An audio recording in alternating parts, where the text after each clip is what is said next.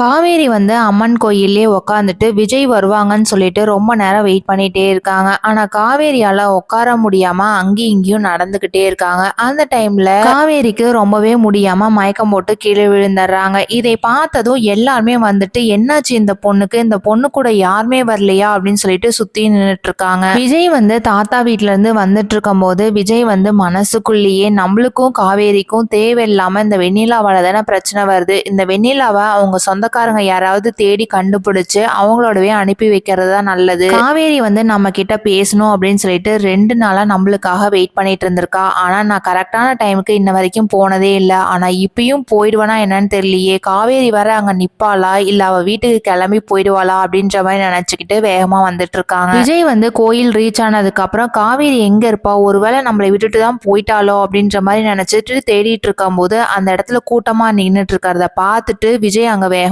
போயிட்டு யாரா இருக்கும் அப்படின்னு சொல்லிட்டு பார்த்தா காவேரி வந்து மயக்கமாயிட்டு இருந்ததை பார்த்துட்டு விஜய் அழுதுகிட்டே அங்க இருந்து தூக்கிட்டு ஹாஸ்பிட்டலுக்கு போறாங்க. டாக்டர், என்னோட காவேரிக்கு எதுவும் ஆயிடுச்சு டாக்டர், சீக்கிரமா வந்து செக் பண்ணி பாருங்க அப்படின்னு சொல்லிட்டு விஜய் கத்துனோடனே டாக்டர் வந்துட்டு பேஷண்ட்டை கூட்டிட்டு உள்ள போயிட்டு எல்லாம் செக் பண்ணதுக்கு அப்புறம் உங்க ஒய்ஃப் தானே காவேரி, ஒரு குட் நியூஸ், அவங்க வந்து பிரெக்னெண்டா இருக்காங்க அப்படின்னு சொன்னதும் விஜய்க்கு வந்து சந்தோஷம் தாங்கல. காவேரி பிரெக்னெண்டா இருக்கிறது விஜய்க்கு தெரிய வரும்னு யாரெல்லாம் ஈகரா வெயிட் பண்றீங்களோ அந்த வீடியோக்கு மறக்காம ஒரு லைக் போட்டுக்கோங்க. தேங்க்யூ.